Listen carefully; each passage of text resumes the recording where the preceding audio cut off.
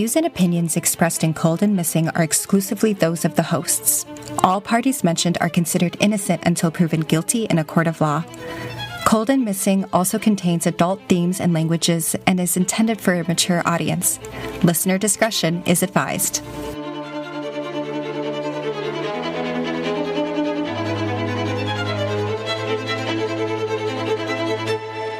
Welcome back, everyone. This is your host, Ali McLaughlin. And this is your other host, Eli Solkowski.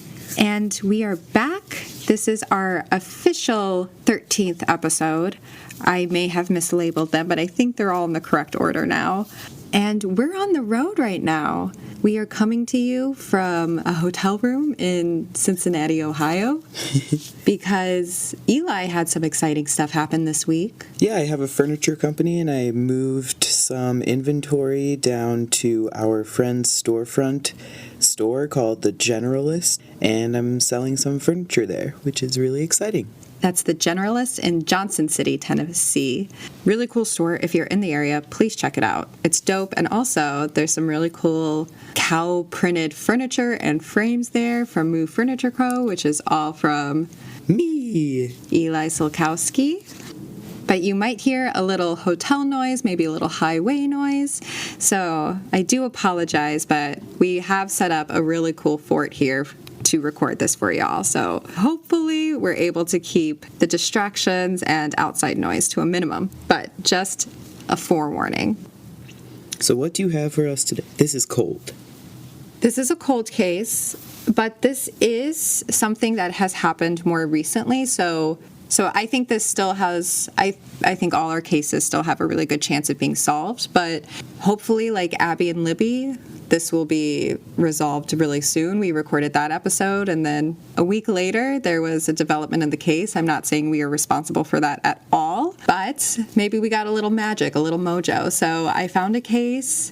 It is a little bit more recent. It's from 2021, but the leads have run out, according to investigators, so I think this is prime Cold and Missing. So hopefully in recording this, we can generate maybe some more tips and just keep this case out there, keep the name out there.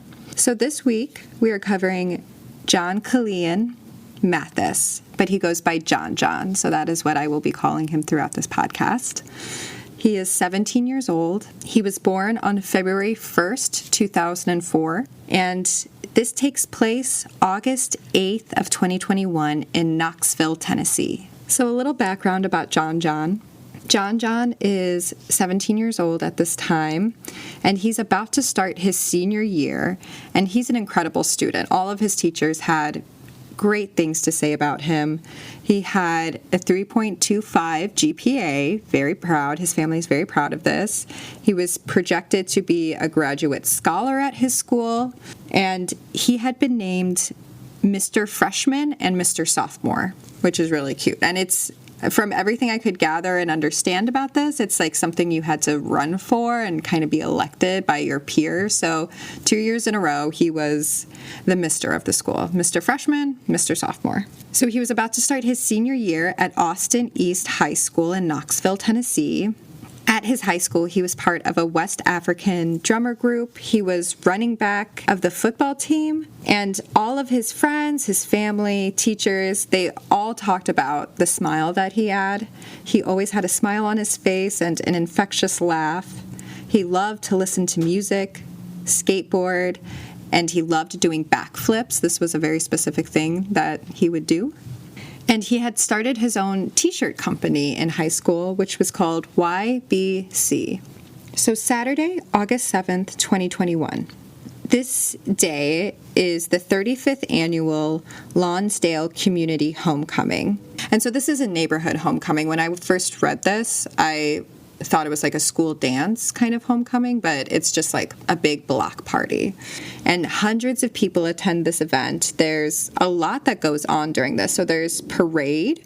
It's called the Lonsdale Homecoming Gloria Garner Memorial Parade. And there's bands and dances, and it looks like a really big event. And then during the day, there are kid activities, and in the evening, they have live music. So it's just like a full day, like block celebration that happens, which is pretty cool. So this is happening all day August 7th, and John John was working during the day, so when he gets off of work, he heads over, because he lives in this neighborhood, so he heads over to the homecoming celebration to hang out. So as the celebration was winding down in the neighborhood, people were still there, they were still hanging out, and a lot of people ended up gathering in parking lot D of the Lonsdale Homes, which is right there where the celebration was taking place.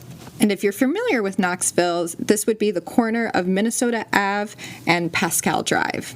So the crowd continues to stay there well into the morning hours. So this is Sunday morning now of August 8th.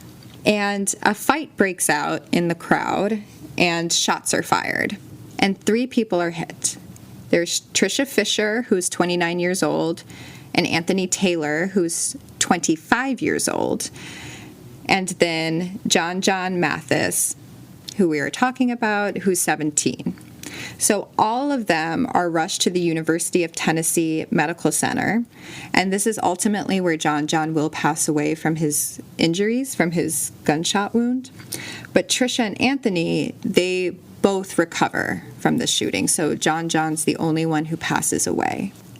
The Knoxville police chief, Eve Thomas, she said, quote, investigators have determined that a crowd numbering in the hundreds were gathered when the shooting occurred, and a significant number of those individuals likely directly witnessed the shooting, end quote.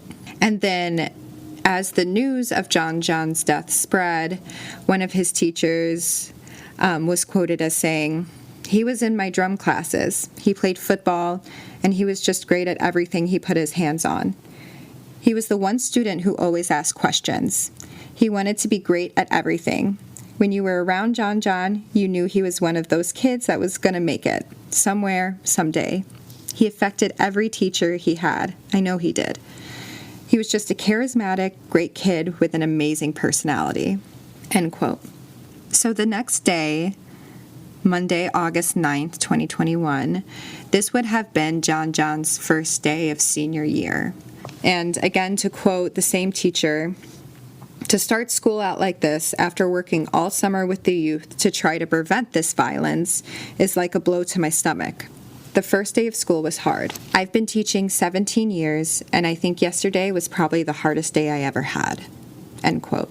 And on Monday, it's reported that police also begin canvassing the neighborhood for evidence and talking with witnesses. I'm not sure if this was happening on Sunday as well, because the shooting takes place at around 1 a.m., so there's a full Sunday before we get into Monday. But it's reported for the first time that the police began investigating his death. And then the next day, that Tuesday, again, this is the police chief, Eve Thomas. She says, quote, thus far, we have received 5 tips through Crime Stoppers, and investigators are looking into that information that has been received. But we still need more and are urging those who were present to come forward and submit a tip anonymously. It is imperative as we seek justice for this senseless act of violence, end quote. So a week comes and goes. Thursday, August 19th, this is the day of John John's funeral, or as his family and friends call it, his homegoing celebration. And it's held at the Greater Warner Tabernacle Church.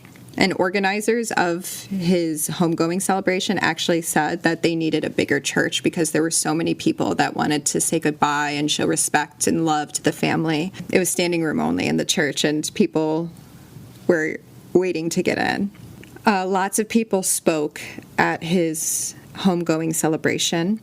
His coach spoke and said, quote, God gave John John good genetics, and God gave John John talent, but God anointed his smile. So again, just talking about this infectious smile that he always had on. And John John's girlfriend also spoke, and she said, quote, you turned my darkness into light, and somehow made everything feel all right. You were there when I had nobody, end quote. And he was also honored with a dance performance, a drum routine, and his teammates dedicated his number to his family as well. And he was number 28, so that number is dedicated to John John. On the day of his homegoing celebration, Again, the chief of police says that part of the blame is on state lawmakers for the increase in guns on the street. And this is because in 2021, lawmakers made it so anyone 21 and older who can legally own a gun is allowed to carry it, concealed or open, without a permit. I didn't realize that Tennessee had such loose carrying laws. Texas, I know, like, I expect that, but for whatever reason, just like Tennessee, I didn't think it was that, like, loose with it, but from my standards, you know. So then that fall, this is August 17th, the football team has their senior night, and they, of course, honor John John as well. His coach says, quote, "His locker is still there. We've got his jersey, his helmet, his shoulder pads, everything. We're a family. We grow together. We hurt together. I think recognizing John John helps the grieving process." End quote. In November, 2 teens were charged in a separate case of another teen who was shot and killed. His name is Stanley Freeman Jr. And Stanley Freeman, he is also a student at the same high school that John John was at. And these 2 teenagers are charged in his murder, but they are also charged with an attempted murder because on January 19th, at the corner of Magnolia Avenue and Cherry Street near a gas station, the 2 teens fired a gun multiple times. At that time, no victims were struck by gunfire, but it did hit a nearby car that had John John sitting in it with an 18-year-old girl. And it's unclear if John John was the target of this shooting or if it was just a random shooting. But John John is not hurt in this January 19th shooting, but ultimately he is shot and killed just 8 months later. But these 2 teens, they're charged with first-degree murder for Stanley Freeman Jr. and then attempted murder for John John Mathis. And then just a few months ago, John John's class graduated, and John John's family was able to walk and receive his diploma for him. And his mom, Kiki Boatwright, she says, quote, "But now that I have my strength, I'm not looking at it like John is gone. Instead, I'm going to make them see my baby more than they've ever seen him. It's on me to make sure everyone understands and feels this and keeps remembering his life. I always played the tough role. This city hasn't seen me cry since I lost my baby. It's going to be hard, but I'm going to be right there to get his diploma. He earned that. He's my first child, and he always had my back," end quote. And John John is one of 3 seniors who are killed in 2021 from this high school. Stanley Freeman Jr., who I just mentioned, but ultimately those 2 teens are charged in his case, and they're still awaiting trial at this time. Another boy in their high school, Anthony Thompson Jr., he was shot and killed by police in front of his best friend at school.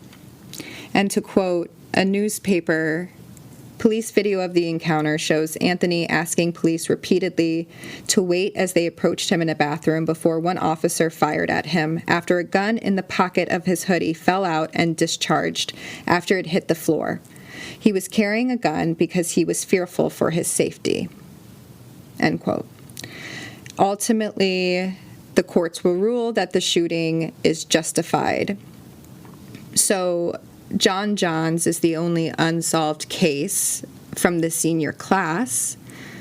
He's one of 3 in his senior class who was murdered, but ultimately he is one of 6 because in 2021, 6 Austin East high schoolers were shot and killed. And this is a high school of 642 students, and they lost 6 kids in 2021 to gun violence.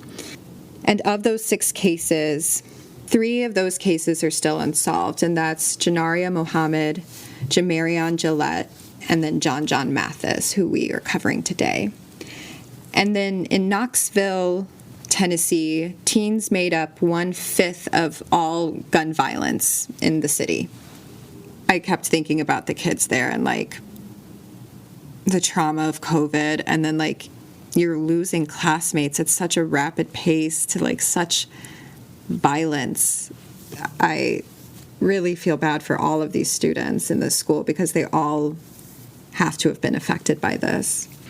In response to the gun violence, Knoxville Police Department said, quote, "We recognize that people want answers and the victims deserve justice, and we want those things as well.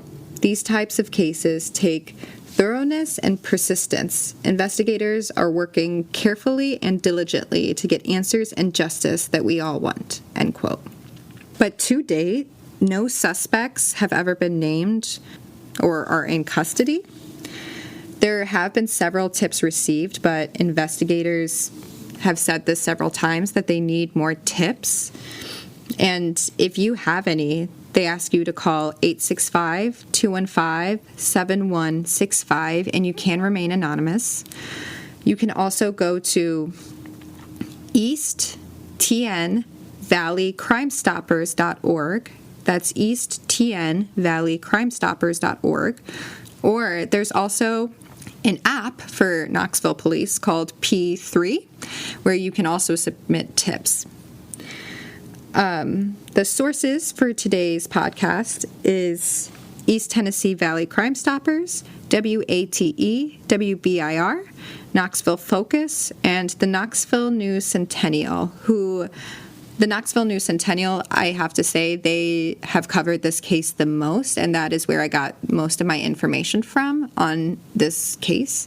So they have done a really great job reporting it. Just a shout out to them. And also, speaking of shout out, we want to give a shout out to our listeners who bought us a coffee this past week. Thank you so much. That was Kathy that bought us a coffee, and Mara. Thank you so much. It was so cool to get your emails and to hear that you love the podcast and you like listening to it. Like, wow, that's so cool. Yeah, I talked to Mara a little bit, but I texted her. Mara? Yeah. Oh, cute. Yeah, Eli knows Mara. They've worked together in the past. Yeah, Mara Kidwell, incredible actress, or actor, mother, actor coach here in Chicago. She's been on a bunch of stuff. Amazing person. Thank you so much. Person. Thank you. And thank you to Kathy, our biggest fan since day one. Woo-hoo. You're a real one. Thank you so much. And if you want to become a regular name in our household and you want us to gush about you on the podcast, you can jump over to our Instagram at Cold and Missing. Click the link in our bio and you can buy us a coffee. There's a link right there that'll take you right to the website. It's great. You can also follow us there and you'll get updates on the cases. We like to post a lot of pictures from our cases. Eli does a great job with the graphics, so check them out. They're gorgeous. Yes, we're also on YouTube. There's a great little community forming over on YouTube. We get some lively discussions in the comment section. So if that's maybe where you like to listen to your podcast or music, whatever, you can hop over there and follow us there. But otherwise, wherever you're listening to us right now, make sure you like, subscribe, 5 stars, favorite it, whatever your platform. You know what I'm asking you to do. I'm asking you to like it, review it, tell your friends about us. But yeah, we will be back next week. I hope us recording in a blanket fort in a hotel in Cincinnati, Ohio shows you how committed we are to this project and how we want to be consistent to bring you episodes every week. So share them with your friends because we're going to have more every week coming at you. So that's all I have. Thanks, y'all, for listening. Thank y'all and stay safe.